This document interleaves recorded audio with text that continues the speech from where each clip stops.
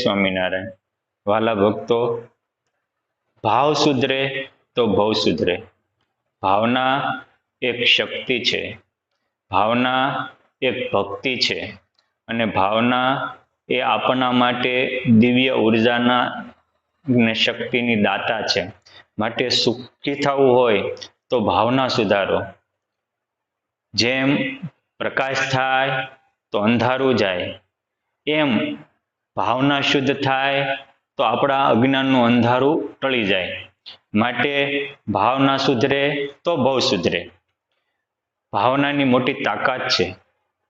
અહીંયા વડતાલમાં મારો વાલમો સહજાનંદ સ્વામી શ્રીજી મહારાજ રસોત્સવ આમ્ર કેરી ઉત્સવ કરાવતા। આ જોઈને ભાલના વટામણ ગામના ભીમભાઈને એવું થયું કે ઓહો પ્રભુ, અહીંયા બધા પરમહંસોને મુક્તો ભક્તોને કેરી જમાડે છે, આવી કેરી હું મારા ગામને આંગણે જમાડું તો?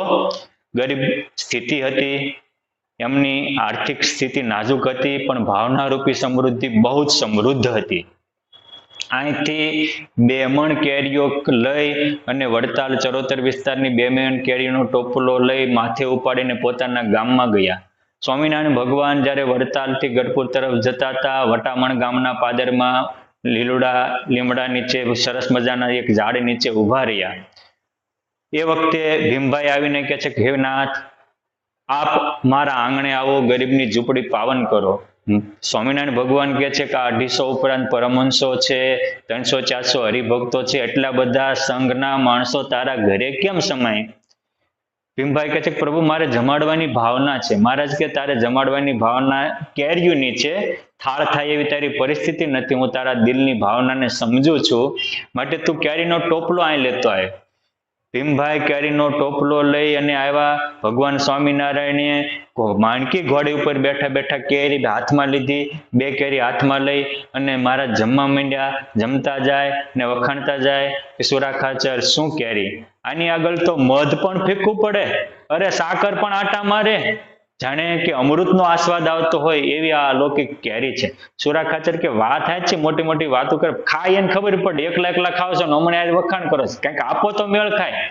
તરત જ પ્રસન્ન થયેલા પુરુષોત્તમ નારાયણે પોતાના હાથમાંથી 2 કેરીઓ તો જમી ગયા હતા, એટલે સીધી તે હાથમાં 4 કેરીઓ લીધી અને સુરા ખાચરને કે ખેસ રાખો।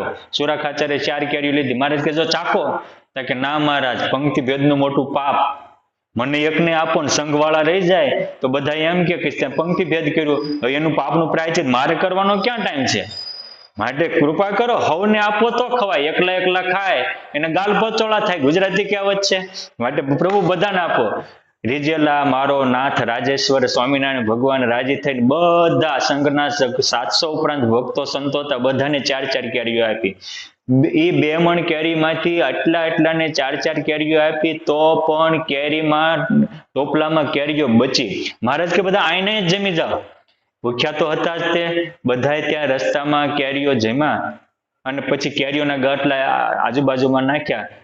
આપણી ગુજરાતી કહેવત છે કે હથેળીમાં વાળ ન થાય, એમ ભાલમાં ઝાડ ન થાય, પરંતુ ભીમભાઈનો એવો ભાવના હતી, ભગવાન સ્વામિનારાયણે એવું કીધું કે તારી ભાવનાથી એ કેરીઓ જમ્યા છે। આજથી અમે વરદાન આપીએ છીએ કે આ વટામણ ગામમાં કે એવા આંબા થાય છે કે વાદળ હારે વાતું કરે। અને આજે 200 વર્ષે ઇતિહાસ એવું બોલે છે કે વટામણ ગામમાં એવા મોટા મોટા આંબા થાય છે કે એક આંબાએ અમુક આંબાએ 50-50 મણ, 60-60 મણ, 70-70 મણ, 100 મણ સુધીના એક આંબાએ કેરી ઉતરી હોય એવા પણ રેકોર્ડ નોંધાણા છે। અને આજે તમે જાઓ ભાઈ, વટામણની સીમની આજુબાજુના ગામમાં ક્યાંય ગોટલું પડે તો ઢીસણમાણો આંબો થાય હુકાઈ જાય, અને વટામણની સીમમાં પણ ગોટલું પડે તો વાદળ હારે વાતું કરે એવા આંબા થાય છે।